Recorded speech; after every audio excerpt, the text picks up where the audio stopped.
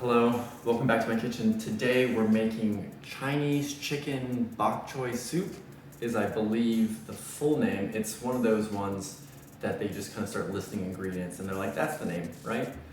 And in my opinion, even though it's still just listing the names, but I feel like it's a little bit more fun, would be Chinese chicken noodle soup, just because I feel like it flows a little bit more.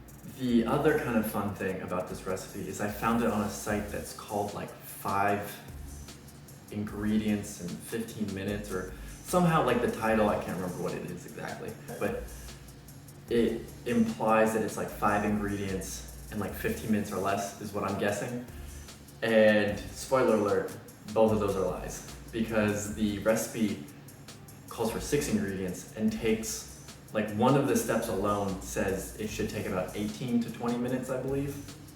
So already out the window. But they do the ingredients in a creative way where they list 5 and like these like big like images and stuff like that, and you're like, oh, like it's only 5 ingredients. But then if you scroll down just a little bit more below that, it says additional ingredients and then lists some other things there, and I'm like, sneaky, because it was soup, and in the top part it was like there was no liquid, so I'm like, oh, I guess we'll just be using water. And then I scrolled down and it was like, and also chicken stock. So I thought that was kind of funny. So it's actually 6 ingredients is what I'm making today, even though it's labeled as 5. And the other thing that I'll kind of say to kind of preface this video is the rice noodles that they call for. I could not find them at my store, so I bought a different brand of gluten-free noodles that's like corn and rice. And I picked that one because there was like a different rice noodle, but it was like a very thin, like one of those like you drop in water and like instantly cooks kind of things. And the recipe calls for like cooking the noodles for 10 minutes, and these noodles take 10 minutes to cook. So I'm like, I'm guessing they're similar density, so it would probably work out well. But I just wanted to say that so that if you make it yourself, it might be a little different. Maybe those are better somehow. But also, I don't even know if those rice noodles that they listed are even gluten-free, because sometimes rice noodles, like they're called rice noodles, but they have flour, like wheat flour in them as well. So I might not even be able to eat those. Take with that information what you will, and I think I've rambled enough. At least I've made myself forget if I have anything else to say. So why don't we run through the ingredients and then get into cooking. Chicken, bok choy, ginger, soy sauce, noodles, and chicken stock. In trying to live up to the name of the website that I'm pulling this from, I thought of a way to speed it up a little bit, because this step, they call for you just to cook the chicken breast whole and then slice them up afterwards. And I'm like, why don't we slice them up first and then cook them? Because A, that's more like even thickness, because the whole chicken breast is not even all the way across. So you're gonna have some parts like way more overdone than others. And so I figured slice it up first and cook it will be quicker, because less of it to have to, heat. And then it'll also be more even. But it will take multiple steps. So like I'm gonna have to cook a batch, take them off heat, and then cook the other batch. And then, I can do the other steps. So once again, I'm kind of going off the recipe here, but I think it's in a way that the recipe would respect, because this is going to be probably a bit quicker than how theirs would be. So let's cut up some chicken and then cook it.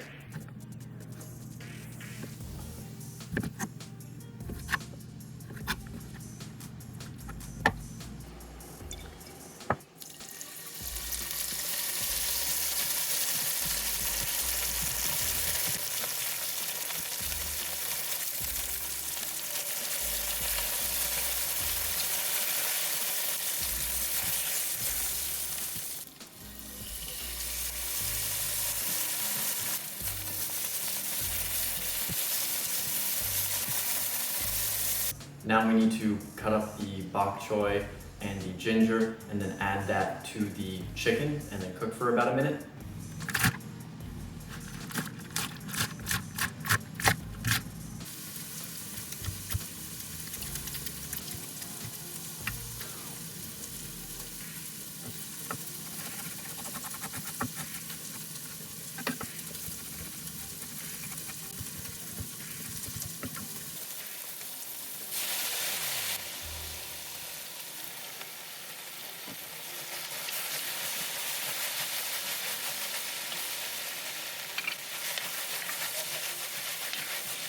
The stock that I buy comes in a 4-cup container, and the recipe calls for 3.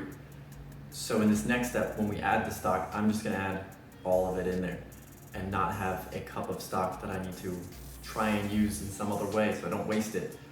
So you can either do that or add it all like I'm going to. But I'm just letting you know, once again, going off the recipe a little bit. But it's a big pot and there's a lot of stuff in there. So I feel like the 4 cups should be fine.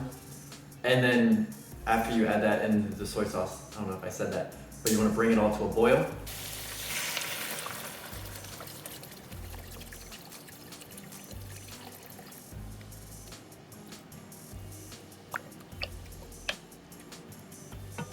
Now that it's all boiling, and it looks a little low, so I feel like that 4-cup move that I did was probably a good idea.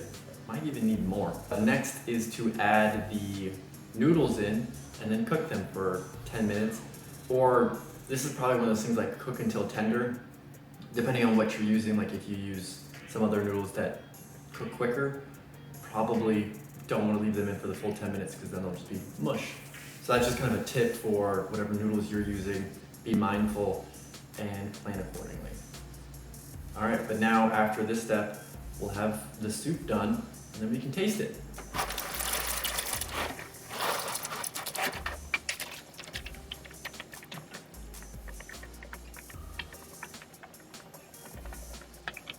All right, here we have the kind of final product.